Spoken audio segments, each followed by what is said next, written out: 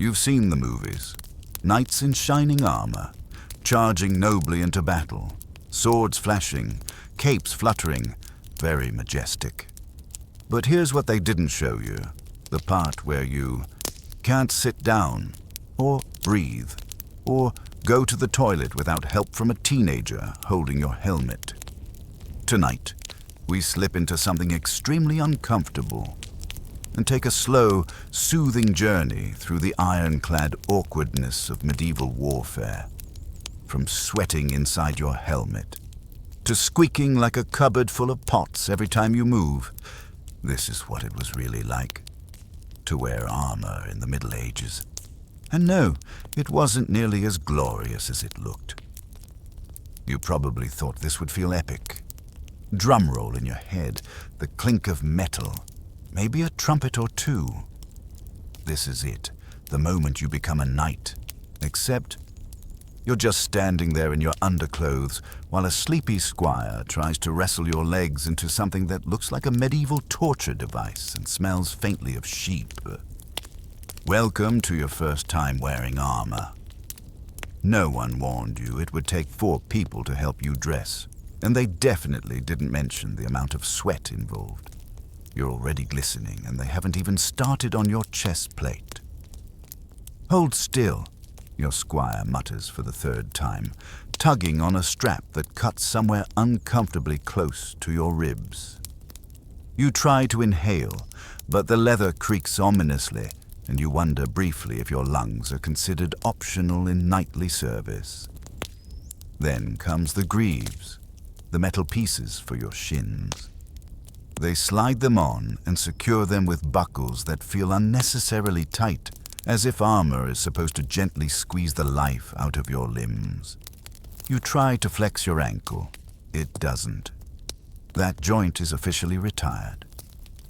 The breastplate comes next. It takes 2 grown men to lift it. It lands on your shoulders with a sound like someone dropping a dinner table on your back. Your spine audibly complains. You stand there, arms outstretched like a scarecrow, while they adjust everything with military precision and zero emotional support. You'll get used to it, someone says. You do not believe them. The process drags on. Arm pieces, elbow caps, gauntlets, and finally, the helmet. Ah yes, the helmet. You thought it would make you look noble, mysterious. Instead, it plunges your world into near darkness and muffles everything into a series of vague metal echoes. You turn your head, or rather, you attempt to. Nothing moves. You feel like your skull has been locked in a mailbox. Your squire gives you a small mirror. You look at yourself. Somewhere under all that steel is a human. Probably. You can barely recognize your own face. You look like a steampunk kettle with delusions of grandeur. And now comes the big moment. Movement. You take a step forward, a slow, clanking, grinding step. The armor shifts with a loud chorus of metallic protest, like a blacksmith's workshop falling down a staircase. The 2nd step is harder. Your thighs scream. The 3rd step, well, that one almost doesn't happen. You nearly fall. Your squire pretends not to notice. Try marching, someone says helpfully. You try. It's less a march, more a series of heavy stomps and pained grunts. Your legs are no longer under your command. They belong to the armor now. You reach for your sword, which weighs nearly as much as your arm at this point. Swinging it is out of the question. Just holding it makes your shoulder regret every decision it has ever made. The sun is beginning to rise now, casting a soft golden light over the training yard. It's beautiful. Or it would be, if you weren't busy trying not to faint from the combined effects of heat, pressure, and pure disbelief. And then, just to prove fate has a sense of humor, someone yells, "Charge!" You assume this is a joke. It is not. Around you, a dozen men in full armor start lumbering forward like determined frying pans. You follow, sort of. Each step is a negotiation. Your knee joint is actively resisting the idea, but you manage to move. A slow, heavy, thunderous run that makes you feel like a medieval refrigerator with ambition. Your vision is limited to a narrow slit. Your ears hear only echoes. Your lungs have given up complaining. You reach the target. A practice dummy made of straw. You swing your sword. It's a glorious arc in your mind. In reality, it's a clumsy swipe that glances off the dummy's shoulder and nearly unbalances you completely. You recover with all the grace of a cow wearing tap shoes. Someone applauds politely. It's unclear whether they're mocking you or genuinely impressed you didn't collapse. The drill ends. You return to the dressing tent, or, as you now call it, the chamber of disarmament and despair. Catching your breath, you raise your arms for them to begin unbuckling everything. Every strap comes off with a sigh of relief.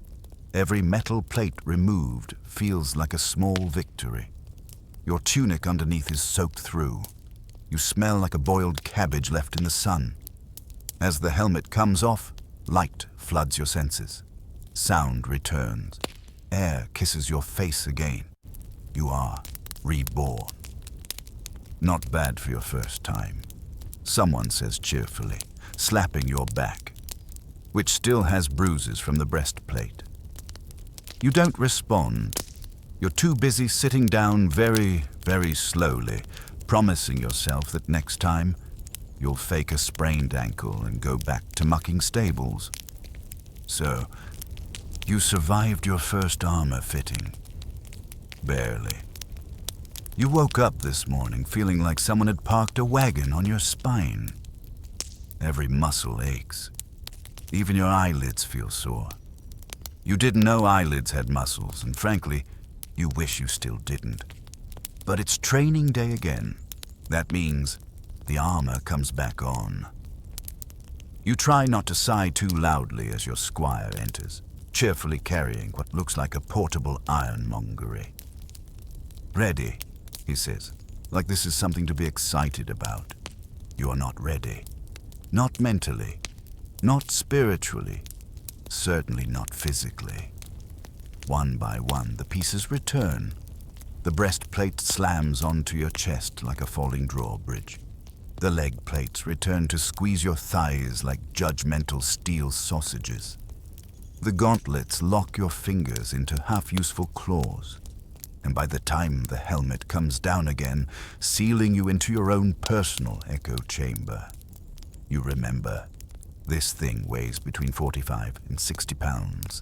All of it, just hanging on your body, like a very shiny, very unkind hug.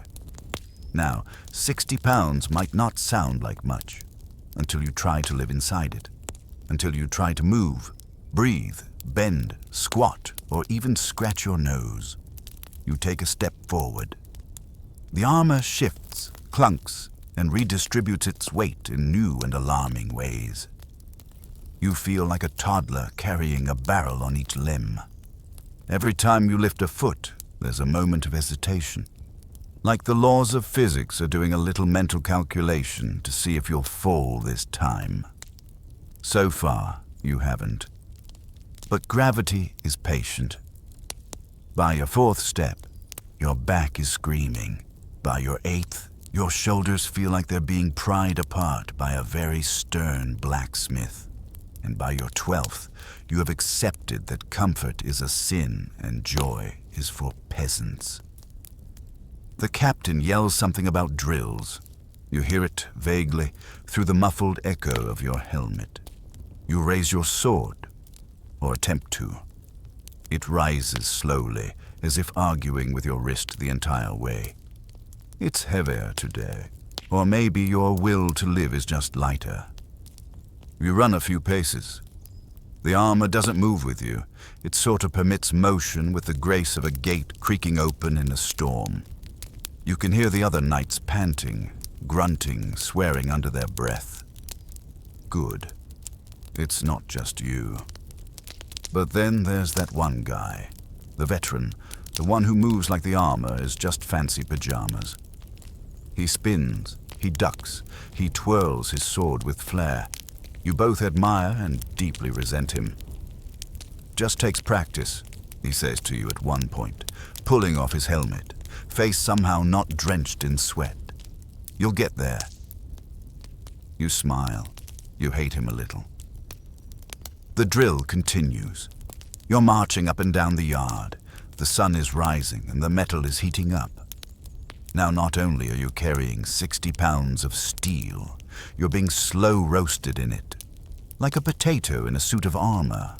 Every movement costs effort, and not the casual, stretch before breakfast kind. No, this is the dig a trench while being insulted by your own clothes kind of effort. You try to kneel, you regret it immediately. Getting down is fine-ish. Getting back up is a 3-stage negotiation. Your knees crack like old wood. Your joints audibly file complaints. The squire has to help. You pretend it's part of the drill. Someone nearby drops a lance. You flinch. The weight of your own armor makes flinching look like a slow-motion shrug.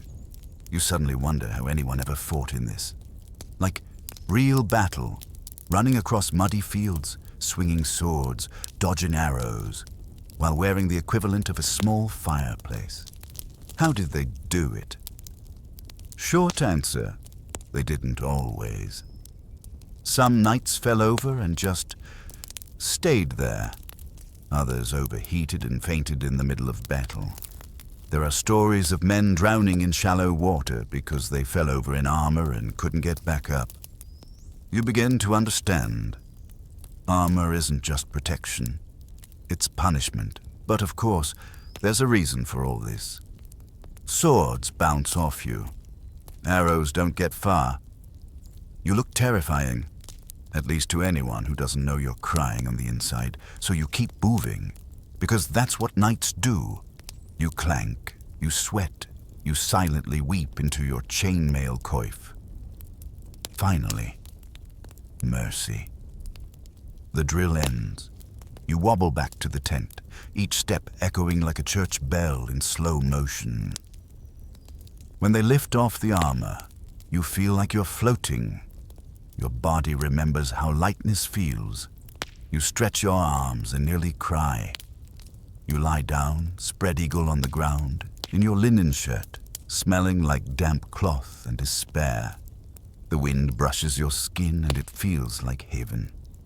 Your squire leans over. Same time tomorrow? You stare at him, then nod.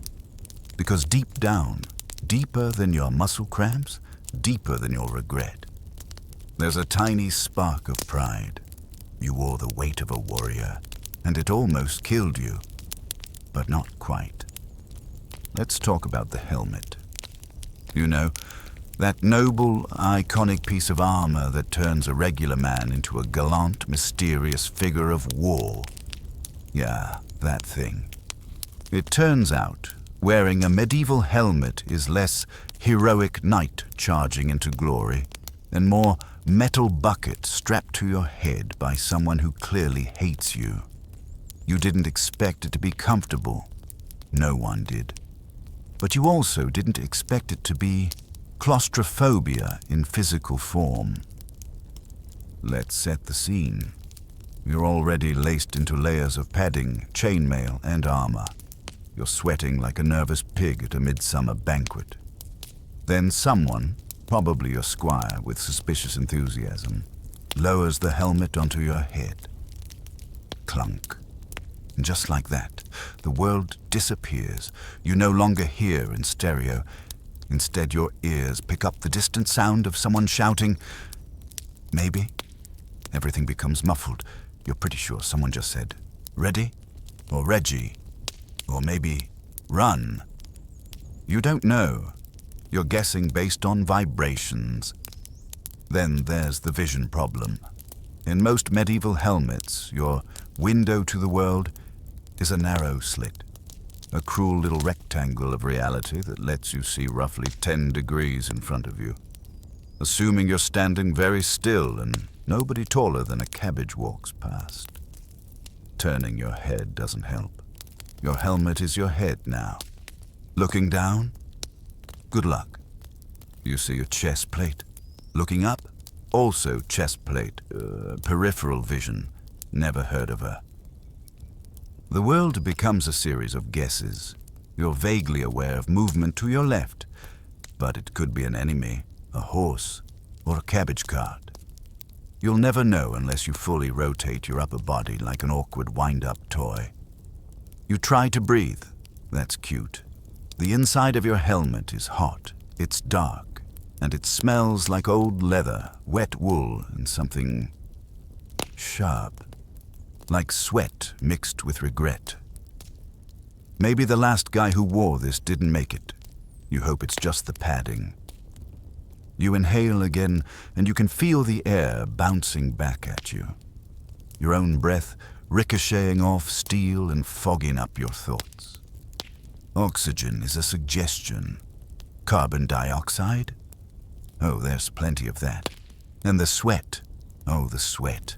Your brow is now a waterfall, and there's nowhere for it to go.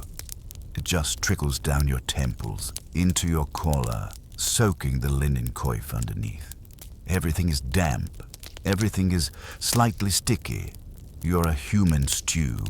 You try to lift the visor, just for a moment of relief. But it creaks like a rusted gate and needs 2 hands, neither of which are free because you're holding a sword and pretending to be dignified. Someone bumps into you from behind. You don't know who. You spin slightly, the helmet shifting half a second after your neck. You nearly lose balance, catching yourself on your own scabbard. Then comes the echo. Every sound inside the helmet is amplified, trapped, and slightly delayed. Your breath becomes a dramatic soundtrack. Every clink of metal echoes like thunder in a cave. If you sneeze, it's a personal attack. Someone outside yells, "Form ranks." You hear, "For Max." You're not sure who Mac is, but you sincerely hope he knows what's going on. You try to respond. "Sir, But your voice hits the inside of the helmet and rebounds into your ears like you've shouted inside a milk can. No one hears you. Or maybe they do. It's unclear. Communication is now a game of medieval charades. But the real problem, the actual betrayal, comes when you try to fight in it. You face off against another knight in training. He raises his sword. You raise yours. You brace. And then he disappears. Not because he vanished. No. He simply moved outside your slit of vision. You tilt your entire torso to follow him, awkwardly pivoting like a teapot looking for its lid. He strikes from the side. You block. Barely. Not because you're skilled, but because you heard his armor squeak at the last second. Then he moves again, and again. You're playing a brutal guessing game with metal stakes. After 3 rounds, you're dizzy. Not from the blows, from the helmet. You've been spinning like a clumsy compass trying to keep your opponent in sight. You're disoriented. You're hot. You're breathing your own recycled air like a medieval astronaut with a head cold. You wonder, briefly, if anyone has ever just taken it off mid-battle and declared, "You know what? Never mind." Then your opponent hits your helmet square on. Clang. The sound reverberates inside your skull. You see a brief flash of white. For a moment, you think you've ascended. But no, you're still here. Your ears are ringing like cathedral bells. Your helmet has shifted slightly sideways. Now your vision slit faces northeast. You try to adjust it, but your gloves aren't nimble. You fumble at the side like you're trying to reset your own head. Finally, the fight ends. You stumble away from the field, helmet still askew, vision slightly tilted, dignity completely missing. Your squire meets you with a smile. How was it? You remove the helmet slowly, like peeling open a medieval tin can. The air hits your face like a kiss from heaven. The sounds of the world come rushing back. Birds, shouting, distant bells, and your own heartbeat. You look at the helmet in your hands, heavy, clunky, dark, sweaty, and somehow majestic. Not bad, you lie. Let's be honest. You thought having a squire would be glamorous, a loyal assistant, a young lad eager to serve. Someone who'd shine your boots, saddle your horse, and look up to you with awe in his eyes. Instead, you got Thomas. He's 16. He smells permanently of boiled onions, and he sighs every time you speak. Long, theatrical sighs that suggest you've just asked him to carry the Holy Roman Empire on his back. This morning, for example, you simply mentioned that your greaves were pinching your calves. He responded with, "Oh no, Sir's calves are sad again," before aggressively tightening the straps while muttering curses that probably aren't in the official squire training manual. You'd complain, but honestly, he's the only reason you've survived this long. Because putting on armor, as you've learned, is not a solo activity. You need a team, or at the very least, one begrudging teenager with strong arms and an even stronger passive-aggressive attitude. He starts, as always, with the gambeson, the padded underlayer that looks like a quilt and feels like a sweaty bear hug. "You wash this, right?" you ask. He doesn't answer. He just pulls it over your head and tugs it down with more force than strictly necessary. Next comes the chainmail, 60 pounds of jangling metal that lands on your shoulders like guilt from 10 years of bad decisions. Then the armor itself. He buckles, he straps, he ties, he occasionally kicks a shin plate into place. At one point, you sneeze, which causes him to dramatically drop your left pauldron and shout, "Unbelievable," as if you'd just insulted his entire bloodline. You try to lighten the mood. "Thomas, when you become a knight, you'll look back on this fondly." He looks you dead in the eyes and says, "If I become a knight, I'm coming back to haunt you." Noted. Still, there's a strange choreography to the whole thing. You stand there like a statue while he circles you like a resentful tailor. Every strap pulled, every buckle tightened, every grunt of disapproval. It's all part of the ritual. Then, of course, the helmet. He lowers it slowly, lovingly, before smacking it into place with a firm clonk, like sealing a biscuit tin. "Can you breathe?" he asks. You try to answer, but the metal has already swallowed your voice. He takes that as a yes. Now fully armored, you waddle out to training. Thomas follows behind, carrying your shield, a rag, 2 extra gloves, and something that might be your dignity.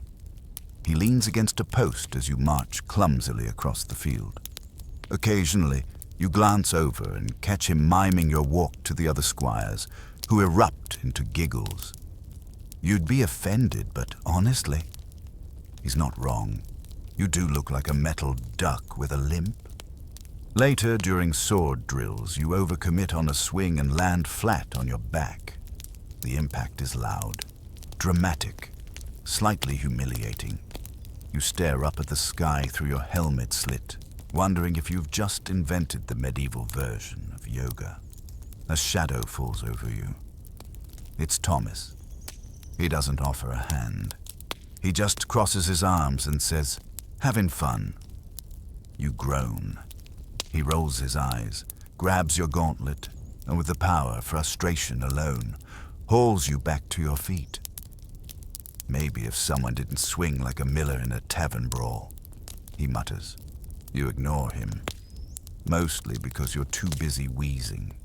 By midday, you're exhausted, soaked in sweat, limbs shaking. Thomas helps you out of the armor, piece by piece, like peeling an onion made of regret. Every strap removed is followed by a dramatic sigh. Every clang of metal dropped onto the bench is punctuated by a muttered insult. You're not sure, but at one point, You think he called you a spoiled soup can. Finally, as the last piece comes off, he hands you a damp cloth. You stare at it. This was already used, you say. By me, he replies flatly, walking away. And yet, in the quiet moments when the campfire crackles and the stars start to blink awake, you sometimes hear Thomas humming. You catch him polishing your breastplate without being asked. You notice the way he always makes sure your helmet's padding is dry, even if he insists it fell into some hay. There's something else too.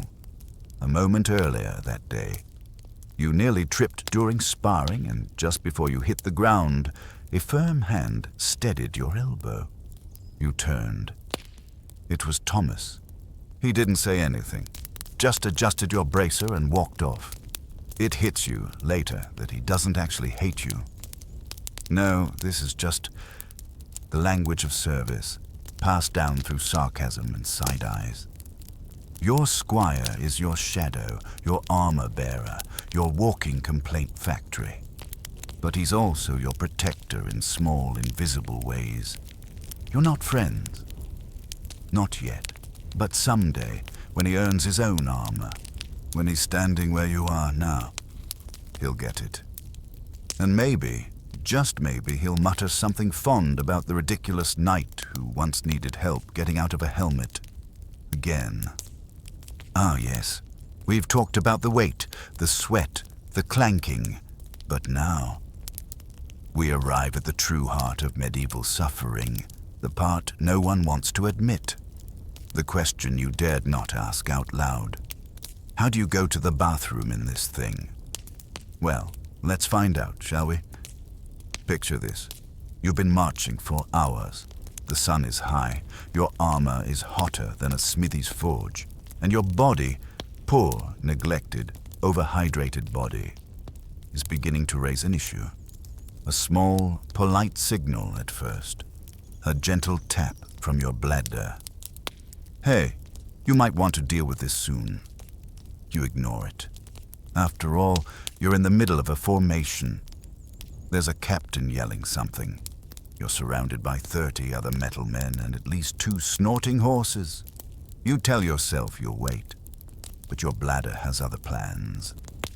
Soon it becomes less of a tap and more of a demand. An urgent, pressing, insistent royal decree. You shift uncomfortably inside your armor. The plates creak, the chainmail rustles. And yet, there is no escape hatch, no zipper, no secret nightly flap, because medieval armor wasn't designed with, let's say, bodily maintenance in mind. In theory, you could remove everything. In theory. But in reality, that's a 30-minute ordeal, minimum. With help, by the time you get undressed, the battle will be over, the castle will have fallen, and you'll be remembered in song as Sir Leaks-a-Lot. You glance around. You are not alone in this suffering. You see the subtle signs, the foot shifting, the clenched posture, the vague expressions of men trying very hard to think about anything else. Your squire, of course, is conveniently absent. He always disappears at times like this, probably hiding behind a cart, enjoying the freedom of linen trousers. You consider asking someone for help. Then you remember that the last guy who tried to undress in the field tripped over his own cuisses and ended up half naked in a thorn bush. No thank you, which brings us to a horrible, unspoken truth. Sometimes, you just go. That's right. You simply accept your fate. You let the armor win. You let nature run its unfortunate course. Don't look so shocked. It happened. Frequently. Especially in battle, or on long marches, or during sages when men were stuck in their armor for days. There were even accounts of knights relieving themselves while still mounted on horseback. Is it comfortable? Absolutely not. Is it hygienic? Certainly not. But in the Middle Ages, dignity had a price. And that price was sometimes A puddle, the padding under the armor, the gambeson, absorbed some of the damage, which sounds helpful until you remember it's made of linen and wool. Imagine sitting in soggy wool for the rest of the day, warm at first, then slowly horrifying. And the smell. Let's just say no amount of rose water could cover it, especially after 3 days in the same outfit. Your fellow knights don't judge you, though. They don't have the moral high ground. They've all been there, whispering silent apologies to their armor while pretending they're just sweating aggressively. Of course, this wasn't limited to bladder issues. Because eventually, the day comes when your stomach decides to rebel. You ate something suspicious. Maybe that dried fish wasn't so dry. Maybe the stew had a little too much medieval in it. And now, as you stand in full armor, sword in hand, you feel a different kind of pressure. A darker kind, a more urgent kind. There are only 2 options. Option 1, desperately find cover. Remove layers of armor with the speed of a panicked animal, and hope the bushes are merciful. Option 2, pray to every saint you know that your body holds the line until sunset. Spoiler, the saints are often busy. It's in these moments that you begin to understand something very profound. A kind of knightly enlightenment. Armor is not just protection. Armor is a trap. It traps heat, it traps smells, it traps regret, and sometimes it traps everything else. By the end of the day, you stagger back to camp. Your joints ache, your pride is gone. You reek of iron, sweat, horse, and shame. Your squire helps you out of the armor. He doesn't say anything about the smell. He just raises one eyebrow. You don't meet his gaze. The gambeson is peeled off with great effort and greater caution. You're left standing in your underclothes, which are now in need of both laundering and possibly an exorcism. You say nothing. He says nothing. It is a silent pact. Later that night, as you lie on your blanket, wrapped in scratchy wool and the remains of your dignity, you make yourself a vow. Tomorrow, you'll drink less water. Tomorrow, you'll eat less stew. Tomorrow, you'll take your chances in the thorn bushes, but deep down, you know the truth. The armor will win again. It starts off deceptively. Just a warm morning. A little sun. Birds chirping. You step out of your tent in full armor, feeling moderately optimistic. The sky is blue.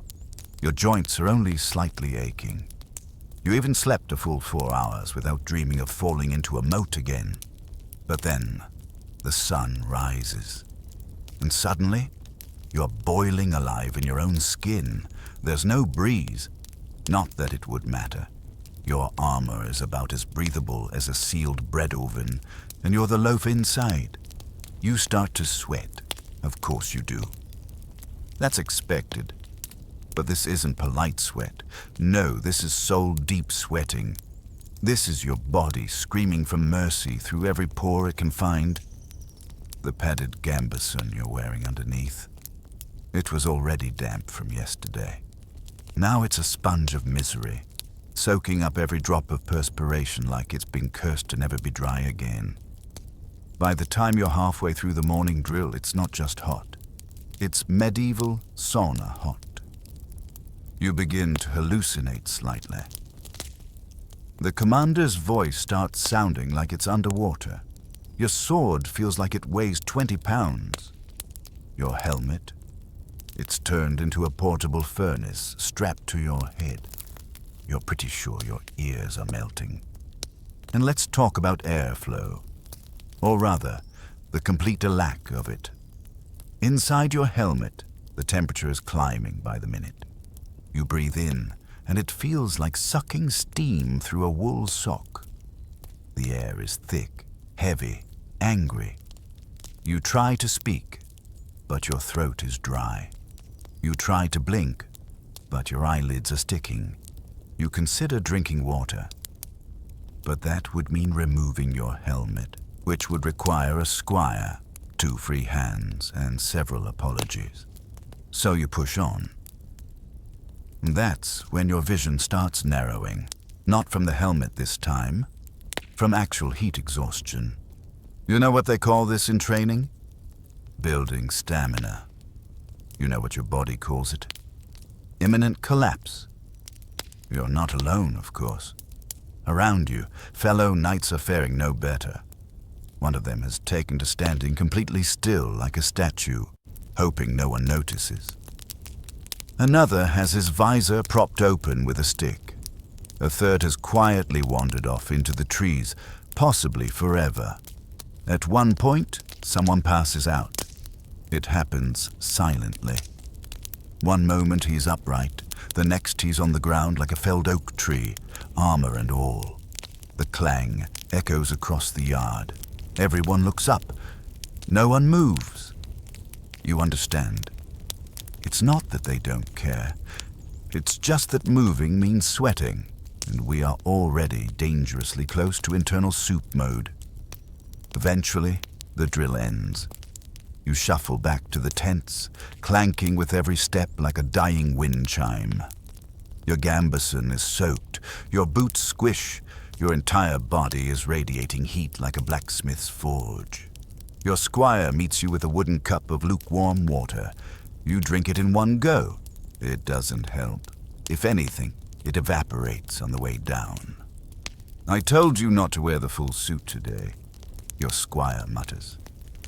You don't respond. You're too busy trying not to cry or sweat more or both.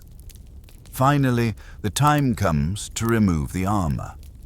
Each piece comes off with a shloop, the unmistakable sound of damp metal peeling away from damp human. Your linen shirt sticks to you like it's auditioning to become your skin. You sit down slowly, carefully, as if any sudden motion might cook an internal organ. And then the worst part, the smell. You don't even recognize yourself. It's a heady mix of wet wool, rust, old cabbage, and something that might once have been stew but now lives only as regret. Your squire gives you that look again. Half pity, half judgment. You lie down on the dirt, star-shaped, limbs spread wide, praying to every saint in the calendar for cloud cover tomorrow. You wonder, just for a second, if nights in the north have it better. Cool winds, snow, ice. That sounds peaceful. But then again, cold means frozen armor. Frozen armor means chafing. And you remember Sir Geoffrey telling you about the time his tongue froze to his visor? No, you suppose there's no winning here. Whether by fire or frost, armor finds a way to make you suffer. And so, as the sun blazes overhead, you accept your fate. You are a medieval oven. Your enemies may fear you, your armor may protect you. But deep down, beneath the steel and honor and glory, you're just a very sweaty man in a very bad situation. Rain. At first, it seems like a blessing. After days of boiling in your armor like a salted ham, the sky finally opens up and offers relief. Cool droplets hit your steel shoulders. The breeze smells of wet earth and damp hay. You tilt your helmet up and whisper, "Thank you," to the clouds like some kind of poetic night. That feeling lasts about 15 seconds. Then the real problems begin. First, there's the sound. Rain on armor isn't gentle. It's not a relaxing patter. It's a non-stop ping-ting-clink-clang symphony that echoes through your helmet like a drunk blacksmith playing the xylophone on your skull. You can't hear anything else. The captain's orders, the enemy approaching, your squire yelling, "Don't step in the mud pit," all drowned out by the never-ending percussion solo happening on your head. Then there's the visibility. Your already narrow vision slit starts to fog up from the temperature change. Condensation builds on the inside. Raindrops blur the outside. You're now fighting with the eyesight of a half-blind mole trapped inside a tin can. You wipe it with your gauntlet, smearing it beautifully. "Better?" your squire asks. You nod. You lie. And then comes the mud. Sweet, sweet medieval mud. You take one step and immediately sink 3 inches. The weight of your armor turns you into a human plow, dragging through the muck like a sad, defeated ox. You try to lift your foot. It doesn't budge. You wiggle. You tug. There's a disturbing slurp sound, followed by your foot finally coming free, but without the boot. You look down. Mud. 1. You. 0. You're now standing in cold, wet socks, inside steel greaves. You're pretty sure this is how foot rot was invented. Meanwhile, your comrades are equally doomed. One slips, another sinks to the knee. A third gets stuck entirely and begins yelling about quicksand. It is not quicksand, it's just aggressively rude mud. Your armor, now soaked through, has become twice as heavy. The gambeson underneath drinks rain like a sponge, and your chainmail clings to you like an ex who refuses to move on. Each step squelches, each movement sends water sloshing in places water was never meant to slosh. It's like wearing a flooded water barrel, and then, as if that weren't enough, your sword grip goes slick. Oh yes, you draw your blade for drills, only to find it slipping in your fingers like a wet eel. You tighten your grip, only for the pommel to twist unexpectedly. You swing once, and the blade goes flying into the mud with a very unheroic plop. You try to pick it up. This requires bending. You do not bend well in armor, especially wet armor. It's more of a slow, mechanical squat, accompanied by multiple groans. From both you and the metal, you finally retrieve the sword, now coated in enough mud to qualify as a vegetable. "Good job, Sir Swampy," your squire mutters under his breath. You pretend not to hear him, mostly because you can't. The rain's gotten louder. Soon your hands are pruning, your elbows ache, your shoulders are cold. Water is pooling in your boots. You begin to feel like a very sad teapot that's been left out in the rain. And of course, because medieval life loves irony, the peasants show up. They gather at the edge of the field, holding baskets and watching the mighty knights stumble, splash, and clatter about like lost livestock. A few of them chuckle. One bold child actually points and laughs. You stare at him through your fogged-up visor. He's 7. He's winning. Eventually, mercy. The drill ends. The commander dismisses you all with a loud, "That's enough. You look ridiculous." You retreat to your tent. Not that it's dry. It's just less wet than outside, which is the new standard for comfort. Your squire tries to unbuckle your soggy cuirass, but it takes twice as long. Every strap is swollen, every buckle is stubborn. Your entire body makes the sound of wet rope being pulled through jelly. He gets halfway through the process and then just stops. "This is disgusting," he says. You nod. You are disgusting. You're a walking soup. Finally, the last piece of armor comes off. You sit down, carefully, on a wooden bench that immediately groans beneath your soaked weight.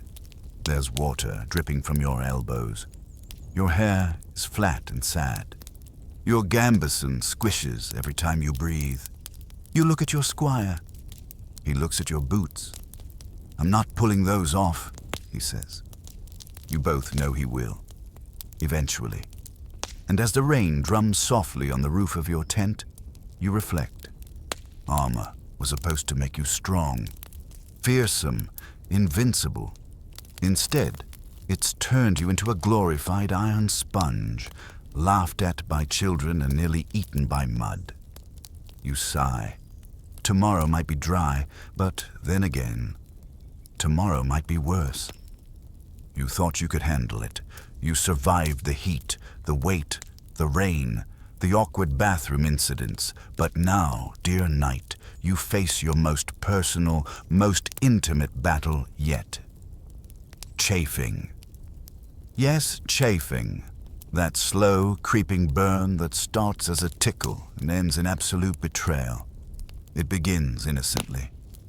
You've been walking in full armor for maybe an hour. Nothing extreme. Just a light patrol around the outskirts of the camp. You're feeling decent, even noble. And then you'll feel it. A gentle rub. Somewhere between your upper thigh and your sense of dignity. You ignore it. Big mistake. By the next hour, the rub has turned into a scrape. By the third, it's a localized fire. By midday, it feels like someone's taken a cheese grater to the softest parts of your humanity. You try adjusting, shifting in your greaves, leaning this way and that. But here's the problem. Armor doesn't adjust. Armor doesn't care. Your linen underclothes are soaked in sweat. Your gambeson has bunched up in all the wrong places. Your thighs are doing what thighs do, touching, and all that steel rubbing and bouncing with each step. It's like being slowly punished by an angry accordion.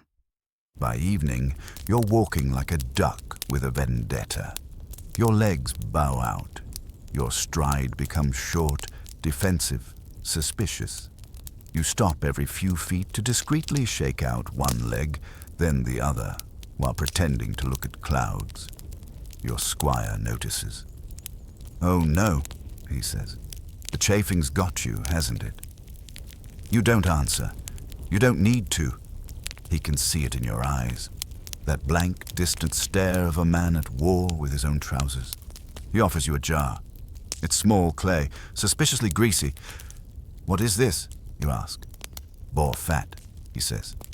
You stare at him. He shrugs. "Best we've got." You apply it anyway. Desperation makes you brave. It helps. For 5 minutes. Then you start smelling like roasted bacon in a forge, and the fat melts in the heat, sliding into your socks and igniting a brand new sensation. Slippery discomfort. Your thighs keep fighting. Your armor keeps rubbing. And now there's the added danger of sliding around inside your own pants like a knight trapped in an oil drum.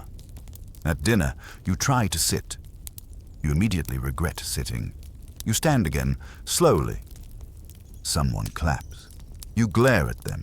You eat standing up, legs apart, shifting weight like a horse in a hailstorm. A young page asks you what it's like being a knight. You want to say glorious. You want to say noble. Instead, you say, "Don't let your thighs touch," and walk away solemnly. Let's be honest, no one talks about this. The romances, the tapestries, the epic poems, they're all silent on the matter of friction-based warfare. Sir Lancelot may have fought for love, but he definitely also fought the constant burn of metal on skin. Knights didn't have performance wear, no moisture wicking, no anti-chafe bombs or breathable boxer briefs. Just layers of itchy linen, wool and steel all conspiring against your inner thighs. And it's not just there. Oh no. Your armpits? Raw. The backs of your knees. Rubbed red from chainmail scrapes. Your lower back. Where the cuirass meets the waist plate? Let's just say it looks like a medieval sunburn, minus the sun and plus a whole lot of swearing. Even your neck isn't safe. The helmet rubs just below your jawline. Not enough to injure, just enough to irritate you for the rest of your natural life. And the worst part, you can't reach any of it. Every time you want to scratch, adjust, or tend to the battlefield on your body, you remember you're basically wrapped in a portable torture museum. That night, you lie in your cot like a stiff plank. Moving hurts. Not moving hurts. Your thighs are red. Your shirt is stuck to your skin in places that make you question your life choices. Your squire, mercifully, says nothing. Instead, he places a bowl of cold water and a cloth beside you. You nod at him, A silent thank you from one man to another. You dab the cloth onto your legs, sighing like a pilgrim touching holy water. It's not healing, but it's hope. You drift to sleep thinking of silk. Not for luxury.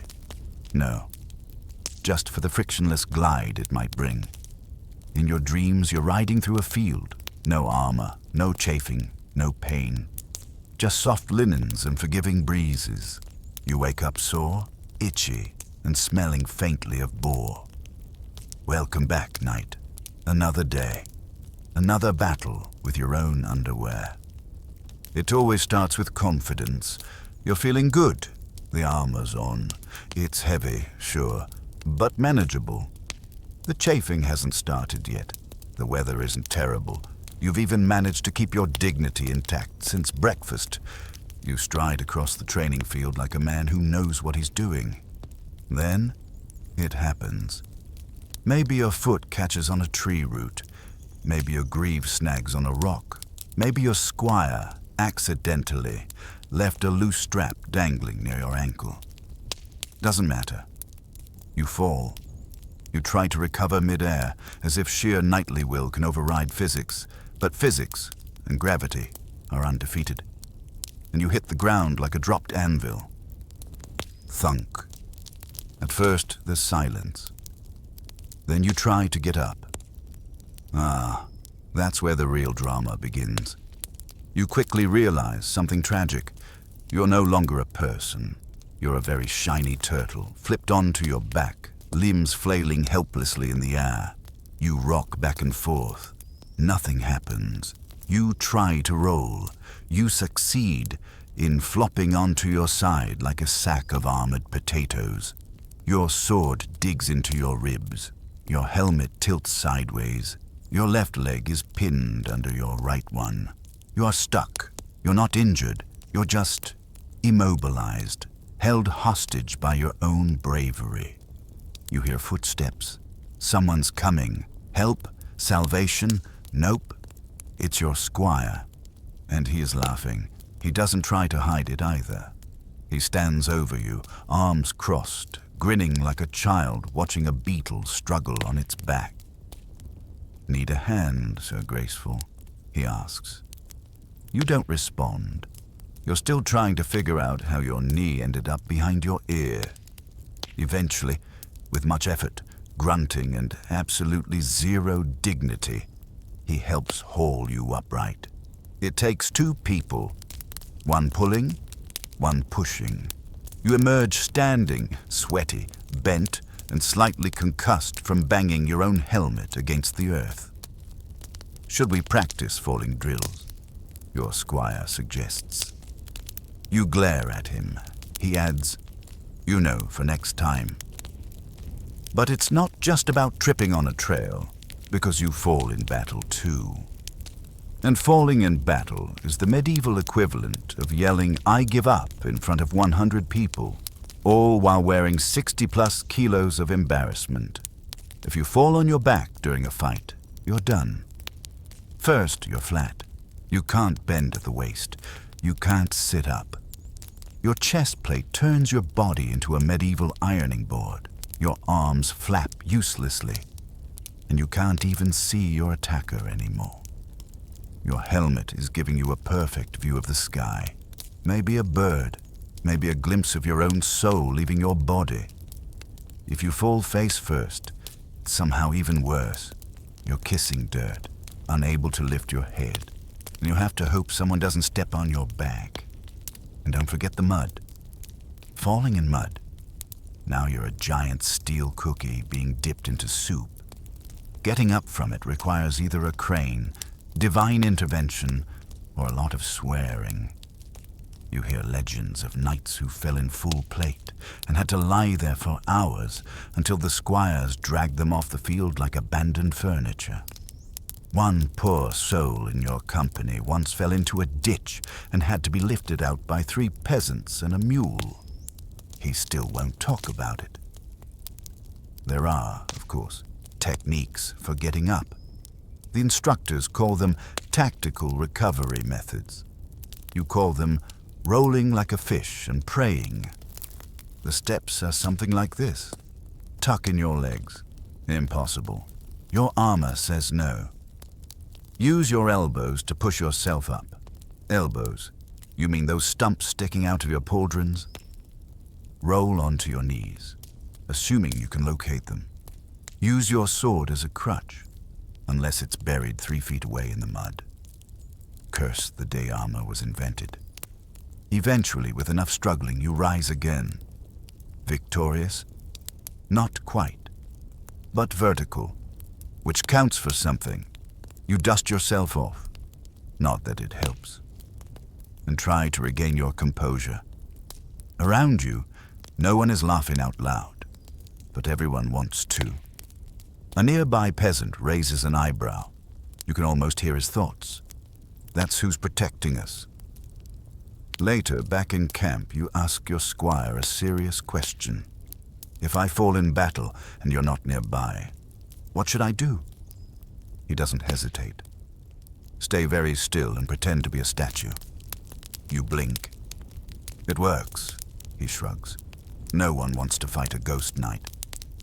He's not wrong. And so you go to sleep that night, sore, stiff, and mildly bruised. You dream of lighter armor, softer landings, a world where knights bounce gently on impact. But when you wake up, you know the truth. You will fall again. The ground will meet you enthusiastically. And when it does, you just hope someone's nearby. Ideally not your squire, and definitely not the mule. You've heard the stories.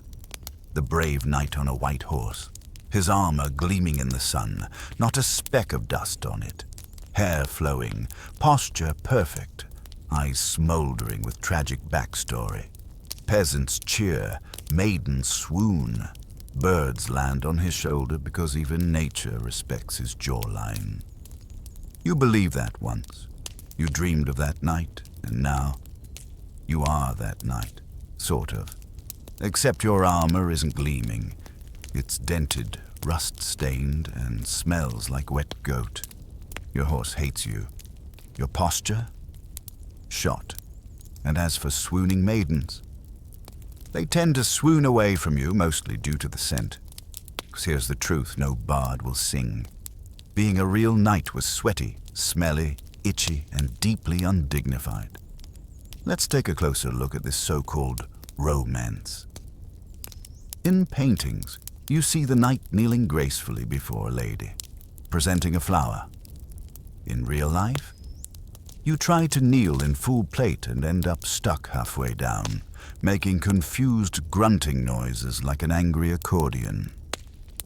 You can't even hold the flower properly with gauntlets. You crush it instantly. Now she's just looking at you, holding a mangled daisy and wondering if you're okay. You try to say something charming, but your helmet muffles it into "My lady." She smiles awkwardly and backs away. In legends, the knight saves the damsel, lifts her onto his steed and rides off into the sunset. In reality, you try to lift someone while wearing 60 pounds of armor and almost throw out your spine.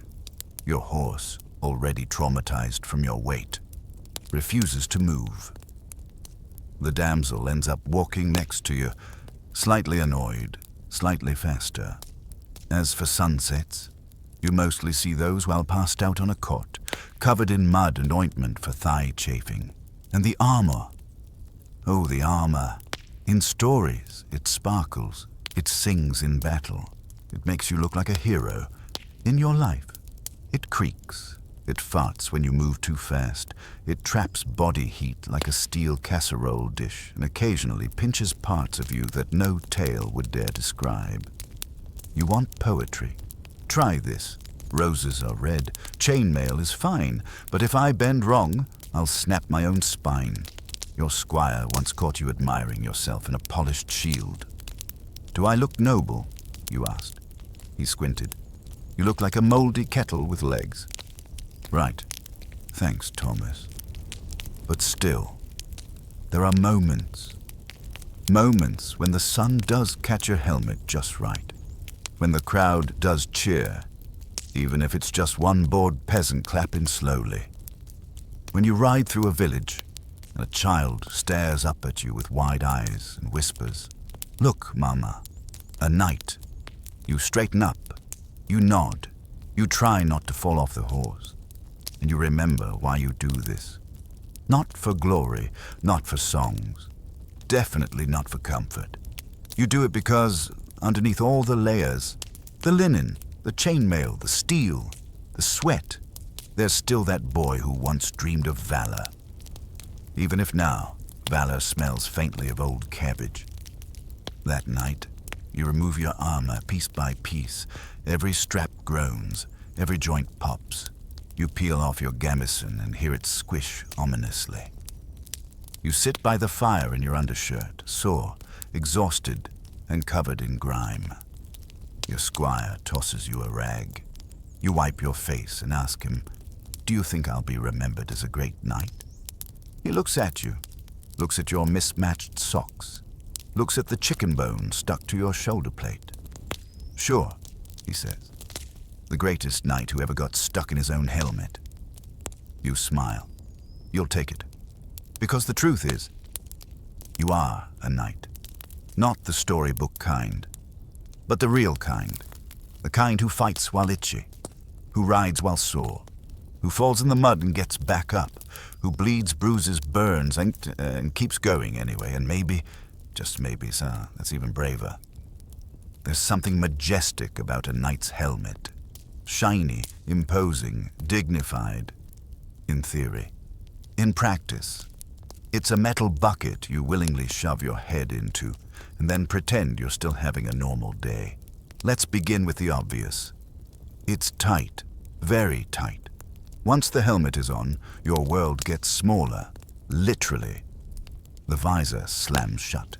The light dims.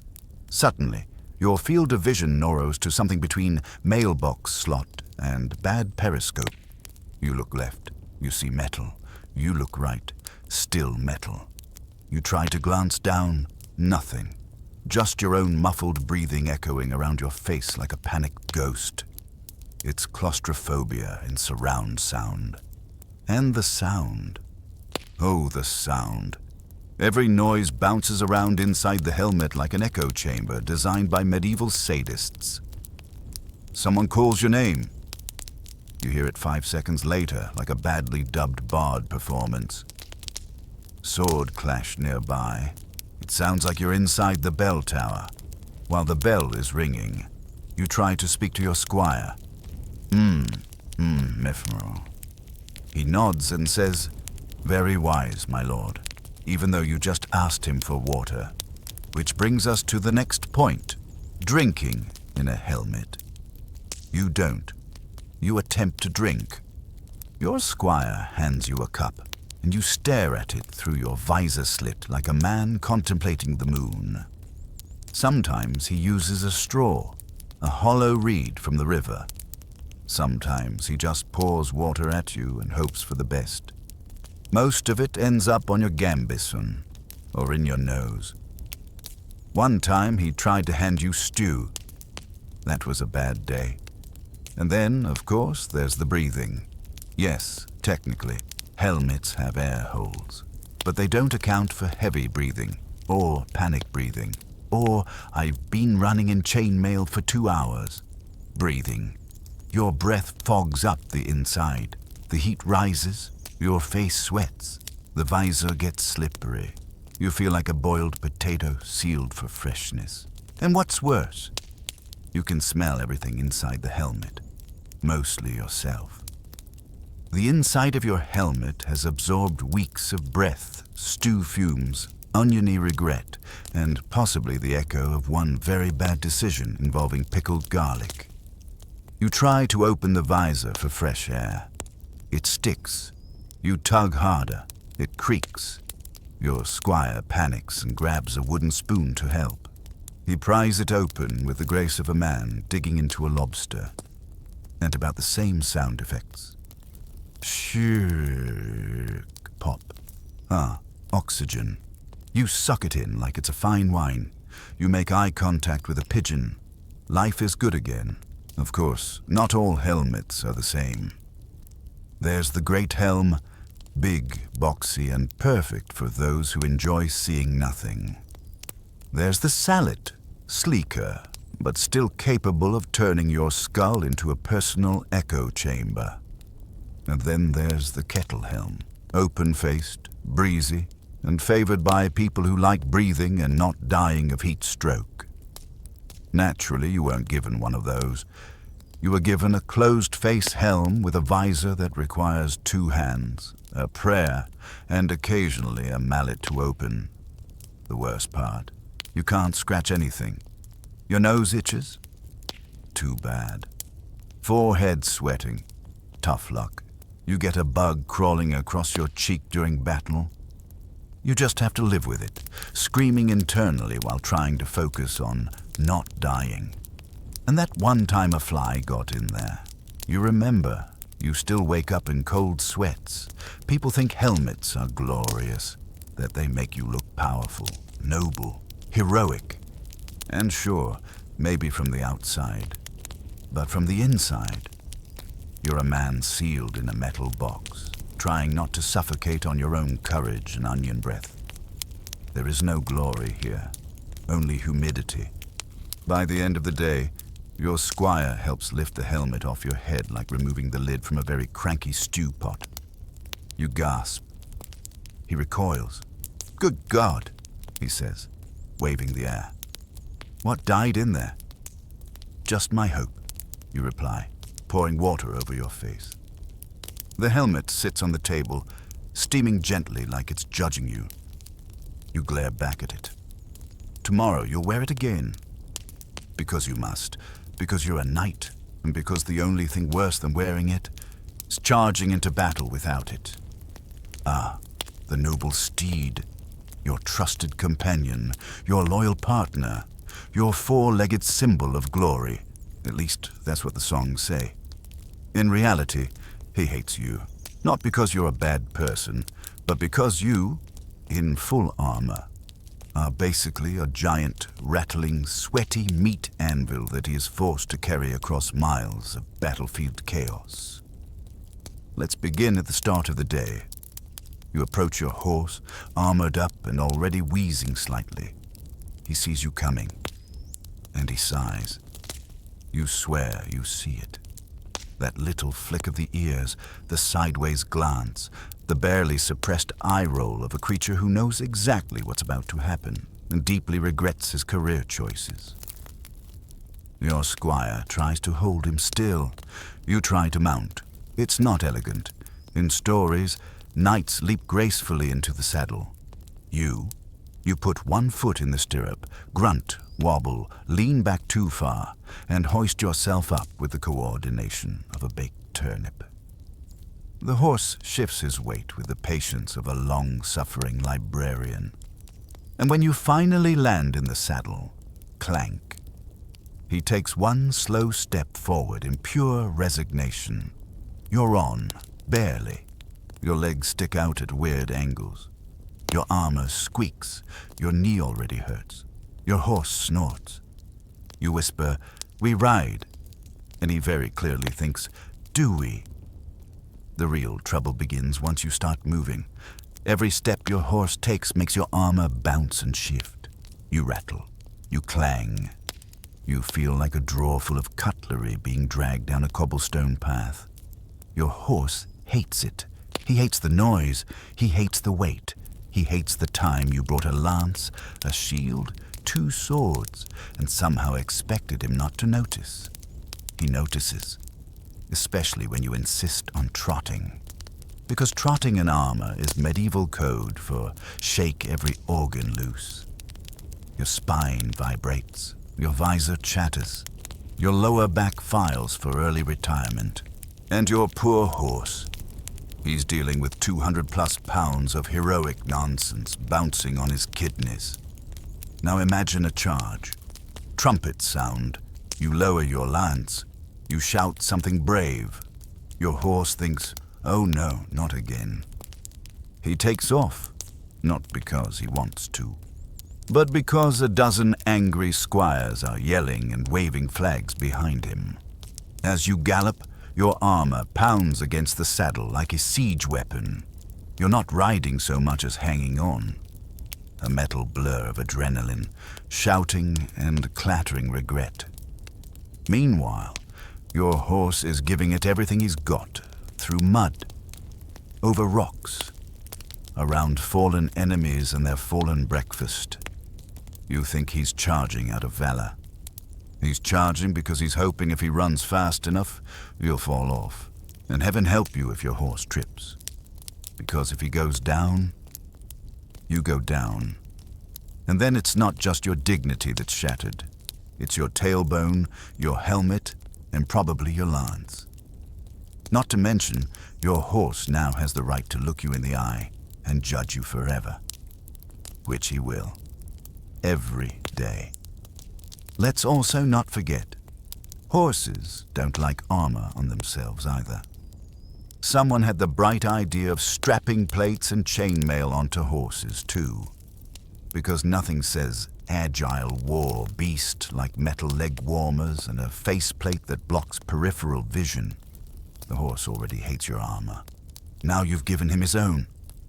Congratulations. You're both heavy, blind, hot, and angry. A perfect team.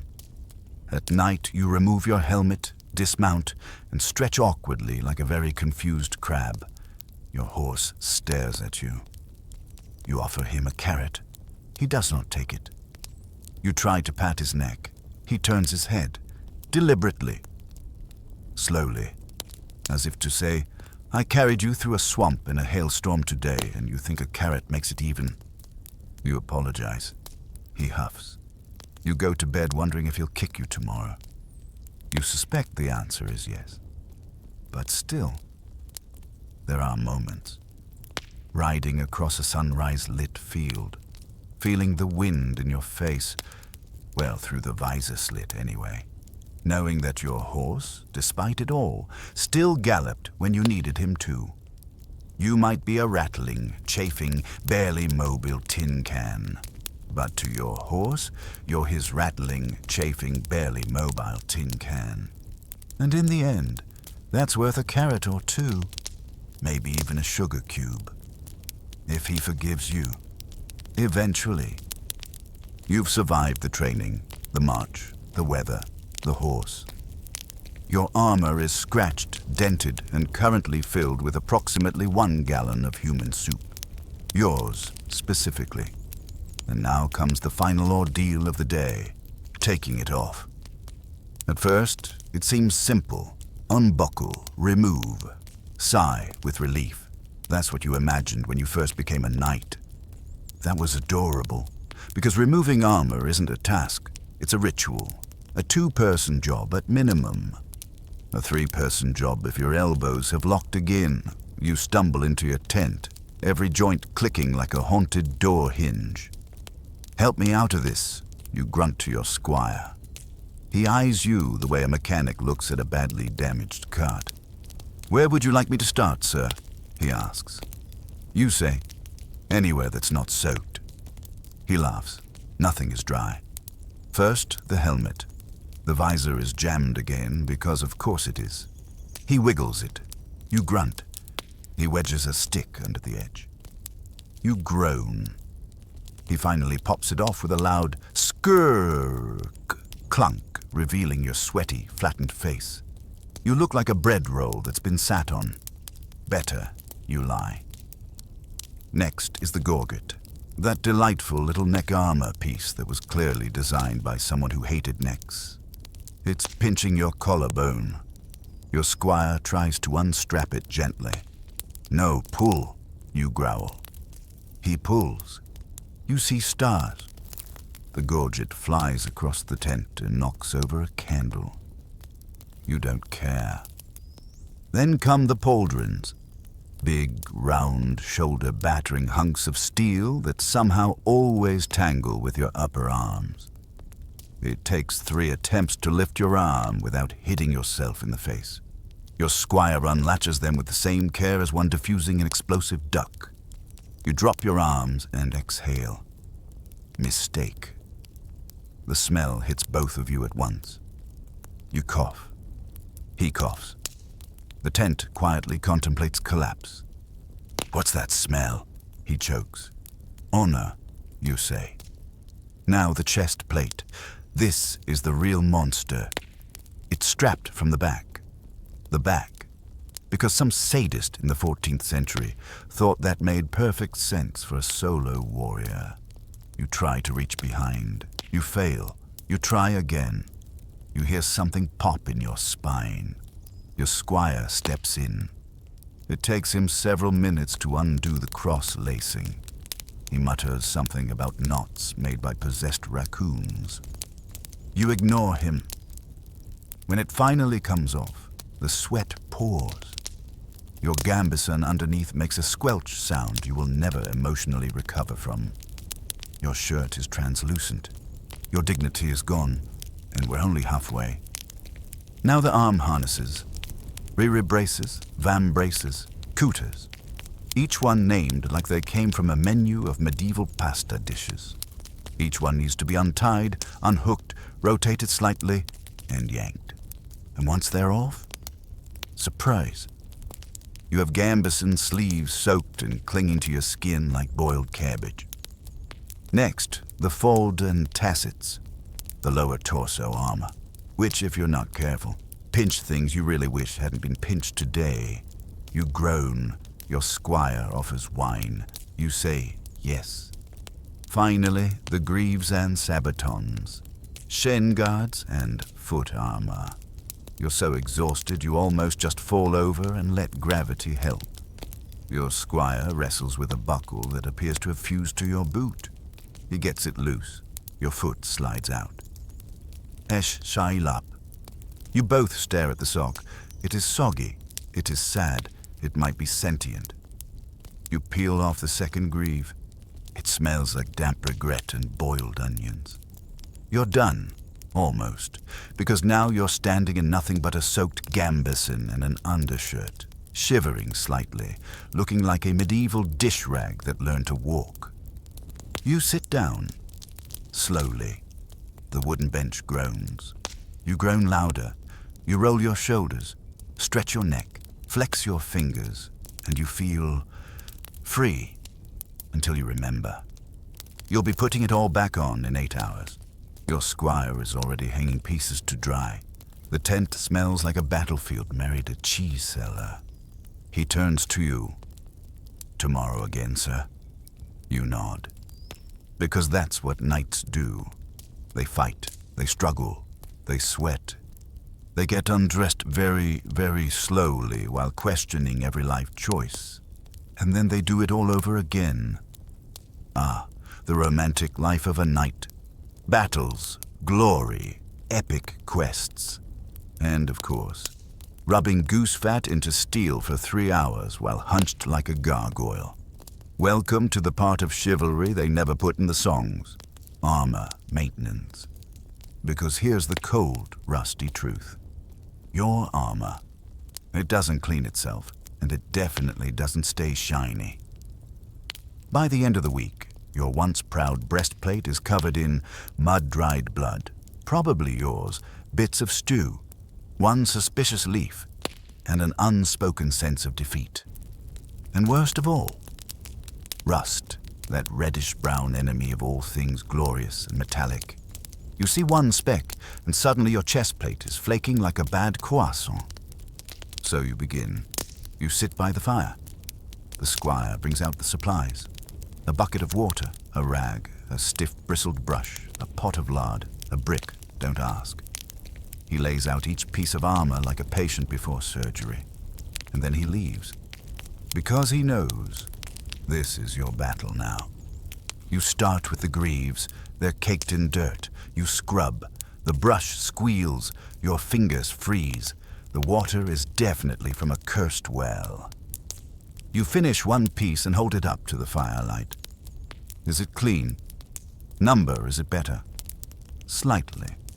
9 more to go. Next, the chainmail. Ah, chainmail. That glorious, jangling, impossible to clean nightmare. You dunk it in water. It makes a glorp sound and sinks like a disappointed ghost. You lift it back out. It weighs 3 times as much and smells of regret and pond. You lay it flat and begin the slow, agonizing process of drying each loop. Halfway through, you realize a beetle has made a home in the shoulder ring. You apologize to it, then move on. The breastplate is worst. Why? Because it shows everything: scratches, dents, smears, last Tuesday's soup. You try to buff it with a rag, nothing. You try the lard, still nothing. You try the brick, now it's smooth, and now it smells like bacon. Close enough? You look at your reflection. You don't see a knight. You see a tired man rubbing fat into cold steel, muttering softly to himself. You consider becoming a monk. Hours pass. The tent smells like smoked meat in despair. Your hands are greasy. Your back aches. Your thumb is permanently curled from gripping the brush. You glance at your sword. It winks at you from the corner. Clean, sharp, completely ignored all week. You sigh. Tomorrow. Sword cleaning is tomorrow's problem. Today is about grease and grit. You pause to eat. Bread, mostly. A hunk of cheese. Some dried something. You look at your armor pieces, propped around you like sleepy ducks.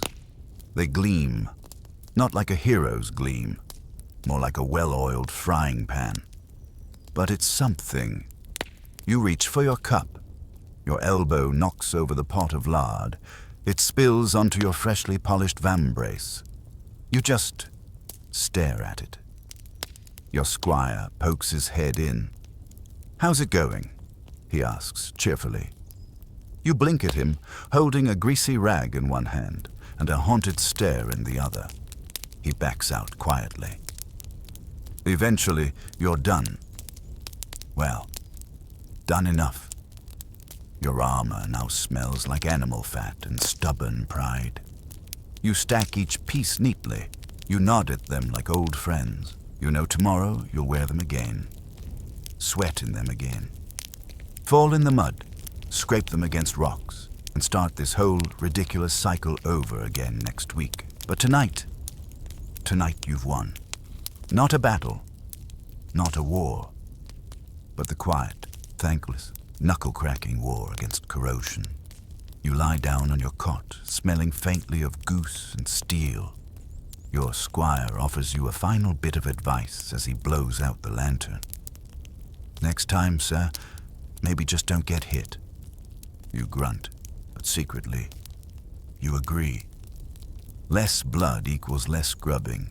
The true path of the noble knight: stay clean, stay upright, and always, always keep your lard sealed. You finally collapse onto your cot. The tent is quiet, the campfire's low. Somewhere, someone is playing a terribly out-of-tune lute. You've survived another day, and all you want now is sleep. But there's a problem, well, several. Because sleeping in armor is not so much rest as it is slow-motion punishment. Let's back up. You're not supposed to sleep in armor. It's heavy, it's rigid.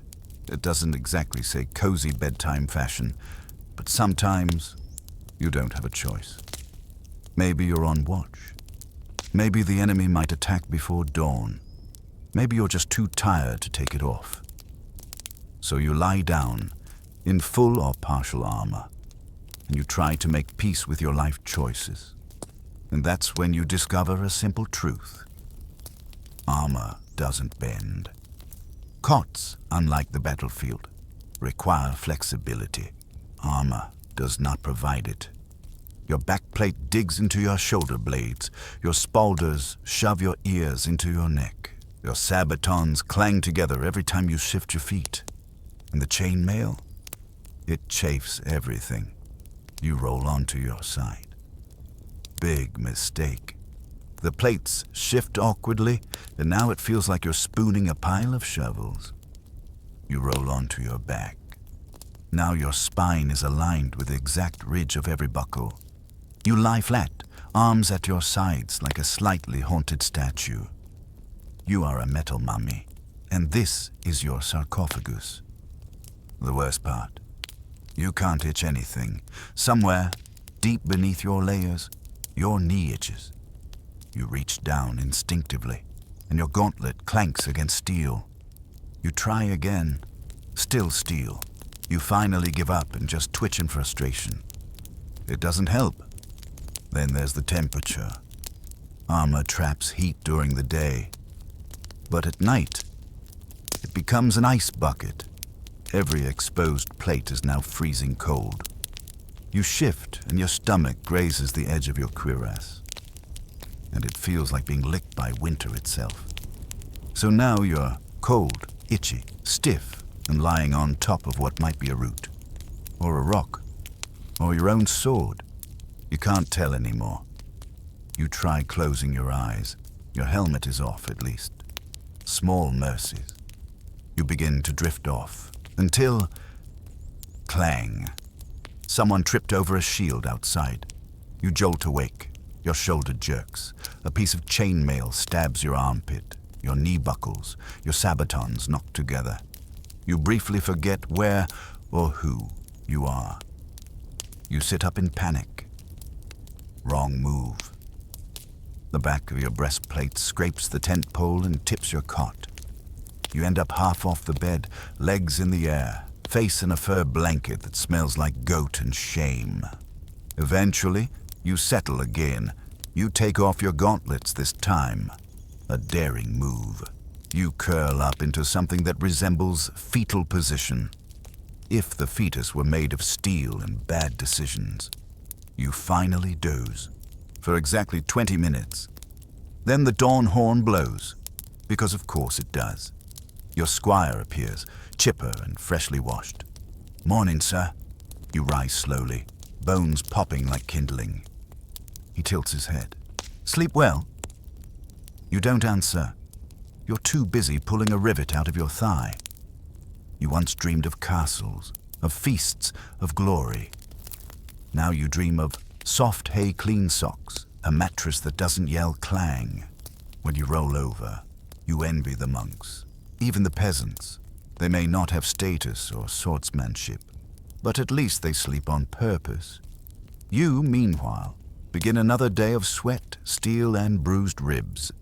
So yes, technically you can sleep in armor, but only in the same way you can nap inside a wooden barrel filled with cutlery and regret. You don't rest. You survive. You endure the night so you can endure the day. And someday, maybe when you retire, you'll buy a soft bed, a wool blanket, and sleep the sleep of a man who no longer needs to polish his knees. Until then, you nap where you fall, and when you wake up, you reattach your greaves, adjust your straps, and nod silently to the sun. Another day begins. And your armor is still cold. You are a knight, a warrior, a living wall of steel. You've survived battles. You've survived mud. You've survived dinner in a tavern where the soup stared back. But now you face the true test of endurance. You need to pee. It starts small, a little pressure, easily ignored. You tell yourself, "I'll wait until after training, after the next drill, after lunch." But time passes. The pressure grows. You begin to notice how many sounds around you involve water. A horse drinking, a squire rinsing a bucket, a bard tuning a lute next to a fountain. You clench your jaw. You begin to walk funny. But here's the thing. You're wearing layers. Let's review, shall we? Undergarments, hopefully linen. Please let them be linen. A padded gambason, currently stuck to a back with dried effort. Chainmail, heavy, jangly, sharp in the wrong places. Cuirass, falds, greaves, tassets, and the rest of the Iron family reunion. A belt, always a belt. So how exactly are you supposed to, well, relieve yourself? Answer, you don't. Easily. There were a few options. Some armor had flaps, sort of. A little hinged plate in front, known as a codpiece or access slit. The idea? You undo a few straps, lift the flap, and voila, you're free. The reality. You fumble with 4 layers, 5 buckles, 2 tiers, and by the time you get everything open, your bladder has filed for divorce and moved out. Also, there's 0 privacy. You're in a field, surrounded by other clanking metal men also pretending not to be human. You try to be discreet. You shuffle to the side. You face a bush. Your squire follows. "Sir, do you need assistance?" "No." "Should I hold something?" "Definitely not." In desperation, you consider just letting go in the armor. Some did. You've heard tales. Whispered legends of knights who peed during battle, letting the moment flow, literally. You can't imagine the aftermath. You already smell like boiled socks and wet leather. Add urine to the mix, and your tent might just abandon you. Also, you'd have to clean it later, which means scrubbing that part. So, you hold it, you focus, you sweat, you pray. Then it gets worse, because now it's not just pee. The stew you had for breakfast is back, and it's mad. Your stomach rumbles with the quiet fury of a dragon in denial. You freeze, you weigh your options. There are none.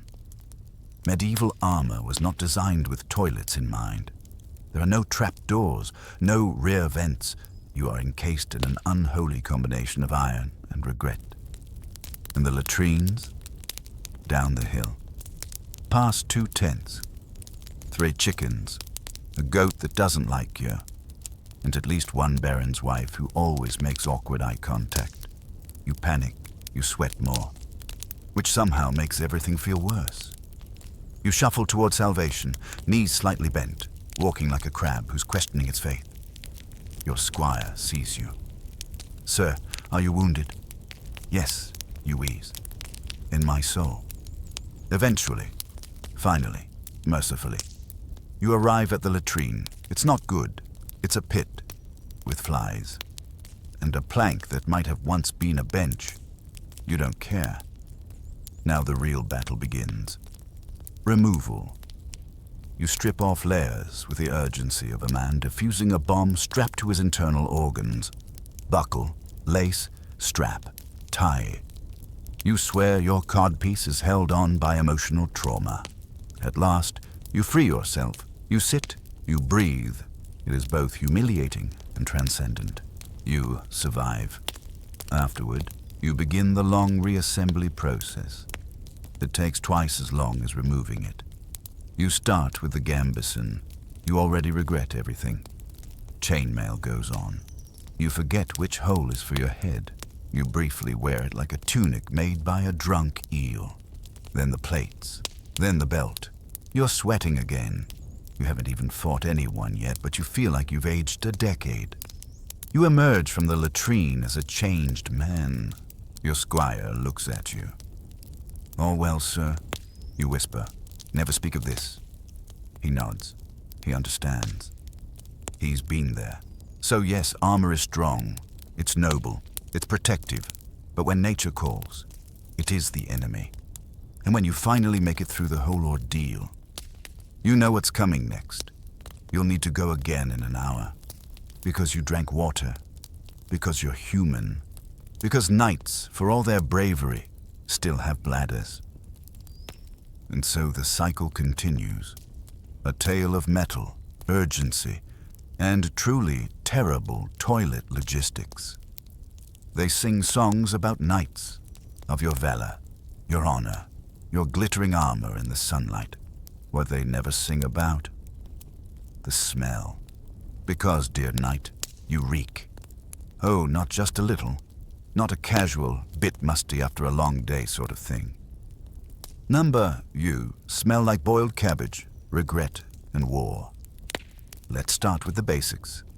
Armor traps everything. Heat, sweat, steam, hope. Your gamson? That padded coat under the armor. It hasn't been washed since ever, because washing it means soaking it, beating it with a stick, drying it for 3 days and praying it doesn't shrink into a doll-sized rag. So instead, it gets aired out, occasionally, which is medieval code for hung up near the latrine where nobody will notice. And that gambeson, it's soaked through with sweat, dried again, re-soaked, re-dried, and currently smells like an old boot filled with onion soup. Your underclothes aren't faring much better. You wear the same linen shirt for days, if not weeks. You bathe by splashing cold water on your face and pretending it counts. Your socks are damp, your feet are soggy. Your boots haven't been dry since Pentecost, and you're not alone. Every night smells, every squire, every soldier, every single person in camp is radiating their own unique brand of tactical stink. You enter the tent. 5 other knights are inside. The smell hits you like a halberd to the soul. It's a blend of wet leather, old onions, horse breath, unresolved trauma, and possibly cheese. You sit down and try not to breathe through your nose. A knight next to you raises his arm to stretch. You black out briefly, and then there's the armor itself. Steel absorbs smells. That's not science. That's medieval law. Your helmet alone has trapped a week's worth of stew breath, nervous sweat, and one unfortunate sneeze from Tuesday. It fogs up. It steams. You've considered lighting incense inside it, but instead, you just close the visor and hope for numbness. Your squire has stopped commenting. At first, he was polite. "Bit ripe today, sir," he'd say, wrinkling his nose delicately. Now, he just wipes his hands on a cloth and keeps breathing through his mouth. One time, you passed a goat and it backed away. You consider this your low point, until you catch a whiff of your gloves. You're not sure if the leather is decaying or evolving. And what about baths? Yes, they exist. No, you don't take them, because finding a bath means a stream, hopefully upstream from the livestock. Privacy, which doesn't exist. Free time, which definitely doesn't exist. Besides, getting out of your armor takes 45 minutes and a small support team, and putting it back on while wet. That's a death sentence. So you stay dirty. Gloriously, unashamedly, historically accurate dirty. You might think, doesn't the smell bother everyone? Yes. Yes, it does. But nobody says anything. Because everyone smells. You sweat. Your horse sweats. The tents sweat. The air itself seems to perspire. And in the middle of summer, the entire encampment smells like a warm meat pie left in the sun. Sometimes you dream of being clean, of soaking in warm water, of scented oils, of soap that doesn't come from crushed lard and sand. But then someone shouts, "To arms," and you realize you'll die the way you lived. Greasy, gritty, and profoundly aromatic. But take comfort in this. When you charge into battle, enemies do recoil, not just from your sword, but from the wave of heat, noise, and overwhelming olfactory force that surrounds you. You're not just a warrior, you are a weapon of smell. And in this era, that counts for something. So the next time someone romanticizes knights in shining armor, remember that shine comes from oil, sweat, and occasional pig fat. And the glory. It smells strong. Very strong and very, very human. You've done it. You're finally suited up. Full plate. Gleaming. Hefty. Impressive. You feel unstoppable. Like a walking fortress. Like nothing can touch you. Like you could take on 100 men and still have time for stew afterward. And that's adorable. Because here's the truth no bard ever sang. You can and will die in that armor. Possibly very fast. Possibly in a very dumb way. Let's start with the obvious. Yes, Armor is protective. It'll stop slashes. It'll block glancing blows. It might even deflect the occasional arrow if it's feeling generous that day. But it's not magic. Armor has gaps, necessary gaps, for moving your arms, legs, head, and other bits you may want to use during your lifetime. And you know who loves those gaps? Everyone trying to kill you. That fancy helmet? It's great until a dagger slides through the eye slit. Those articulated joints. They're lovely right up until someone jams a spear between them.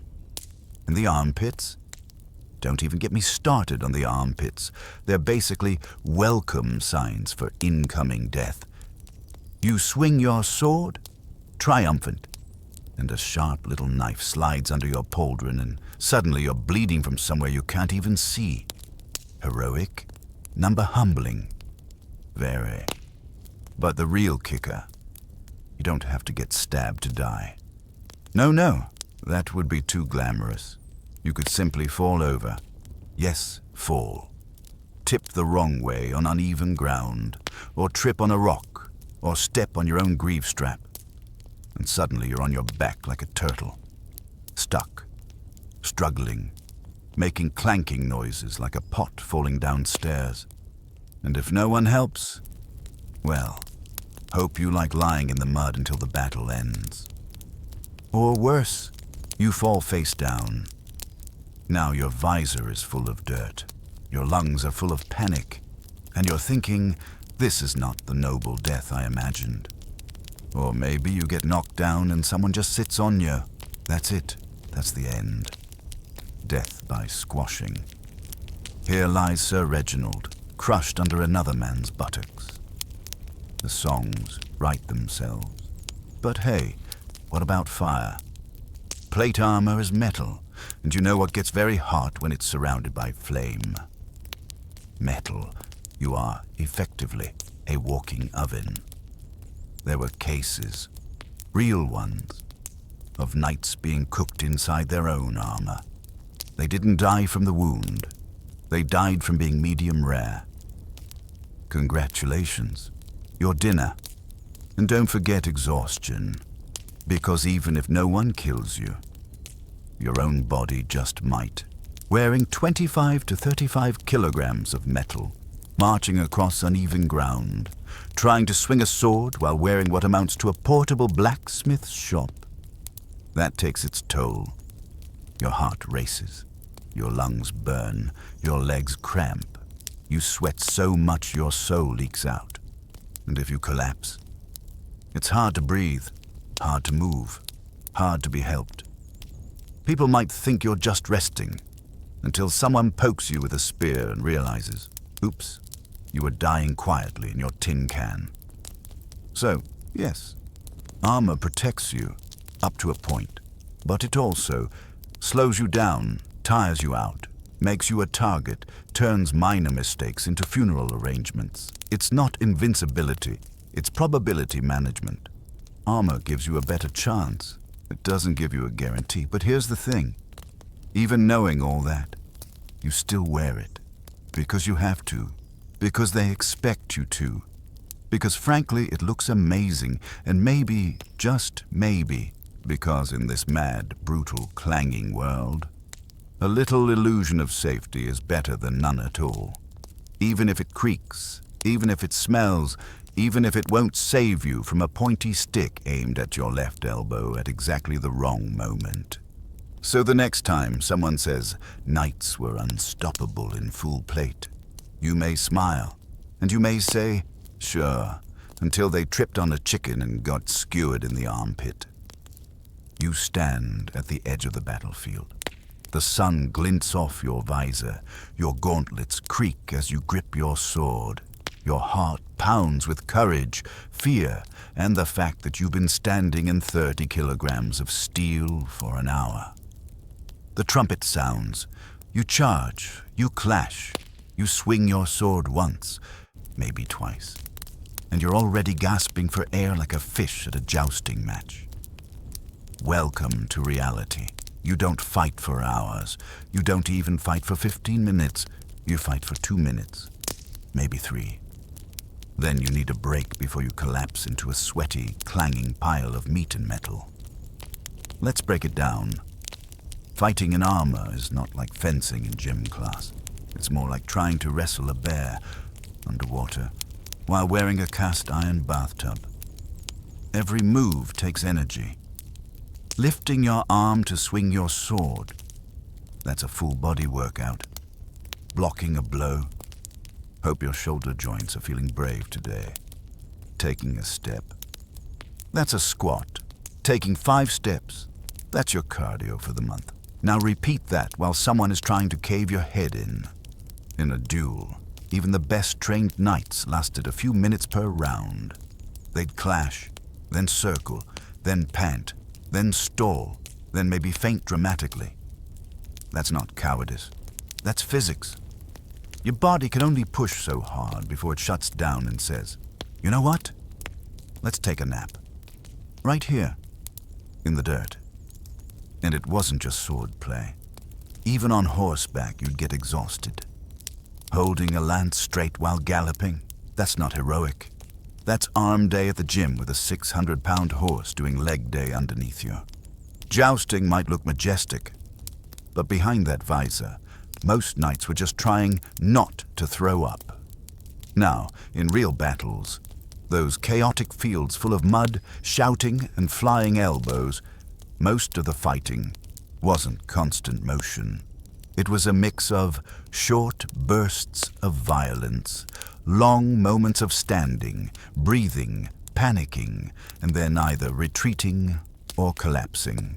You might only swing your sword 5 or 6 times in total, and that's assuming you're lucky enough not to trip, get trampled, or stab yourself in the foot because your visor fogged up again. Some accounts say knights had to be dragged off the field from exhaustion, not injury. And others, they just sat down, right there, in the mud. Armor clanking, sword half raised, breathing like a bellows with bronchitis. And nobody judged them, because everyone was dying of fatigue. Even tournaments, those fancy crowd-pleasing events, had rules for pausing the fight when someone needed to catch their breath. Imagine that today, 2 fighters locked in glorious combat. Then one taps out and says, "Hold on, I need water and someone to unlace my knees." Perfectly normal. And remember, after that exhausting 2-minute fight, you're not done. You still have to. Stay alert. March back to camp. Avoid dying of dehydration, and probably clean your armor while smelling like a goat that lost a bet. The body can only take so much. Even the fittest knight had limits. But trust me, after 3 minutes of swinging a sword in full gear, you will discover yours. So when you see those dramatic Hollywood fights with sparks flying and 12-minute duels across castles, cathedrals, and cliffs, just smile. Because you know the truth. In real life, the only thing flying would be your lung, halfway through minute 2. The sun is high. The sky is blue. Birds are chirping. Bees are buzzing. Somewhere, someone is roasting a chicken. And you're roasting too. From the inside.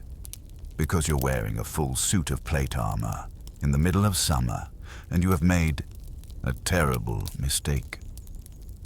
At first, it didn't seem so bad. You thought, "It's fine. I'll adapt. It's not that hot." That was 5 minutes ago. Now you've sweat through your gambison, your linen, your dignity, and possibly your soul. Your visor fogs up every time you exhale. Your chest plate radiates heat like it's auditioning to be a fireplace. And your armpits? Let's not talk about your armpits. They're in their own climate zone now. You try walking. Big mistake. Each step sounds like a blacksmith dropping pans down a staircase. The metal burns your skin where the padding has shifted. You feel like a rotisserie chicken in slow motion. Someone offers you water. You grab the cup with your gauntlet. Spill half of it. and slosh the rest onto your breastplate. Steam rises. You hiss. The squire backs away. And just when you think it can't get worse, you have to fight. Swinging a sword is exhausting in perfect weather. Now, under the blazing sun, you lift your arm once, and it feels like you're raising a cathedral bell. Your heart thuds, your lungs wheeze, your knees wobble like a medieval pudding. You get one good swing before your body starts negotiating its resignation. Let's talk helmet heat for a moment. Because inside that metal dome, it's not just warm, it's swampy. The air is stale. Your breath bounces back into your face. You smell everything you've ever eaten, and the sweat, it drips into your eyes, down your back. Somewhere it's pooling in your boots. You shift your foot and hear a squelch. You're not sure if it's sweat, despair, or the spirit of comfort leaving your body. Your squire follows behind with a towel. He dabs your forehead through the ice-slit. You almost cry. Then the breeze picks up for just a second. It's glorious. You feel alive. Then the breeze stops. You go back to melting. At some point, you consider removing the armor. But you know what that means. 30 minutes of unbuckling, lifting 60 pounds off your shoulders. Standing half naked in a medieval field, while everyone watches your steam rise like you're a cursed vegetable. So, instead, you clench your teeth. You keep moving. You pray for a cloud. Others aren't so lucky. You pass one night lying in the shade, arms out, helmet off, red-faced and wheezing. Another is being dragged to a tent, mumbling about ducks and boiling. One poor fellow actually fainted inside his armor and had to be poured out like hot soup. You salute their sacrifice, then keep walking. Slowly, very slowly. Later, in the tent, you finally get the armor off. It peels from your body like a cooked sausage casing. Your gambeson makes a squelching sound you will hear in your nightmare. You sit on the stool, dripping. Your squire hands you a cloth. You wipe your face.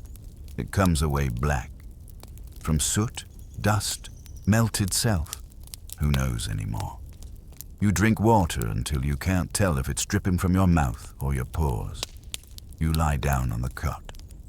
You're no longer a knight. You're a puddle with titles, but you survived. Barely. So yes, armor is protective. Against swords, against arrows, against angry pigs. But against the summer sun? Absolutely not. It turns you into a walking kettle. It makes you rethink your life choices, and it leaves you longing for something soft, simple, and breezy. Like being a monk, or a turnip. You may be the knight, the shining one, the armored one, the one who gets the songs, the statues, and the suspiciously flattering portraits. But none of it would be possible without one person. Your squire. Ah, yes. That awkward, overworked teenager who follows you around, holding your helmet like it's made of gold and praying you don't sit in horse poop again. Let's talk about him. Your squire wakes up before you. Long before you. While you're still snoring into your gambeson, he's already outside brushing down your war horse, cleaning your armor, and reheating that questionable chunk of mutton from last night. He brings you water. He laces your greaves. He sharpens your sword. He listens, politely, while you complain about your aching shoulders like you're the one who slept on a pile of hay next to a snoring pig. He nods. He smiles. He hides his deep, existential sighs behind the tent flap. When battle approaches, your squire turns into a one-man pit crew. Straps, buckles, belts, layer after layer of steel, fabric, padding, and emotional weight. He makes sure everything's tight, but not too tight. He double-checks your helmet. He gives you that look. Please don't die. I just polished that breastplate. and then he hands you your sword, like he's giving away his last hope. You nod, all heroic. He nods back, all terrified. While you charge into chaos, your squire. He follows, at a safe distance, dragging your spare gear, your banner, and probably your dignity. He dodges horses, ducking arrows, and the occasional runaway chicken.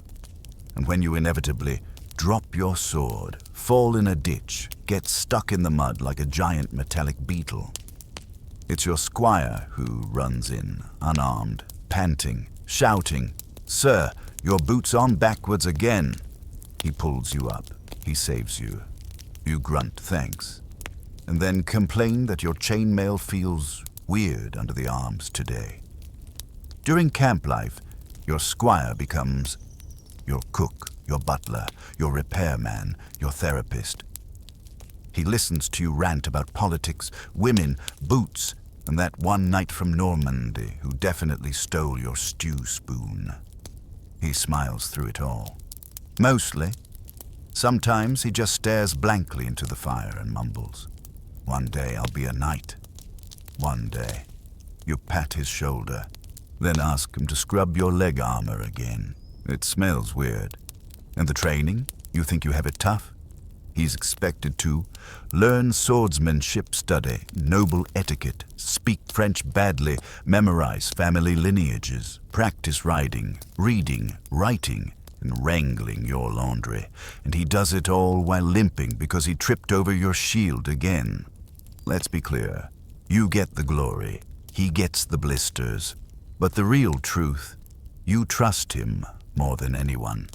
Because when the fighting starts, when the sky darkens, the mud churns, and you can't feel your hands, your squire is the one who finds you, who pulls you out of danger, who drags your bleeding, battered self behind the lines, and mutters, No, you're fine, it's just a bit of bone." Then he sits beside you in the dark and keeps the fire going. He doesn't ask for thanks, just maybe a dry gambeson, one day. And sure, sometimes he's clumsy. Sometimes he hands you the wrong gauntlet. Sometimes he forgets to relace your left thigh and you flash an entire village by accident. But he's there, every step, every day, while others cheer your name. He's the one scraping mud off your greaves with a stick and humming tunelessly. He is the backbone of your knighthood, and also the reason you haven't accidentally stabbed yourself trying to put on a helmet backward. Again. So tonight, when you return to camp, sore and grumpy and smelling like boiled regret, spare a thought for your squire.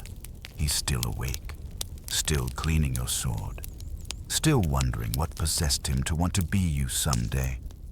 And if you're feeling generous, maybe toss him the last bit of bread. He's earned it.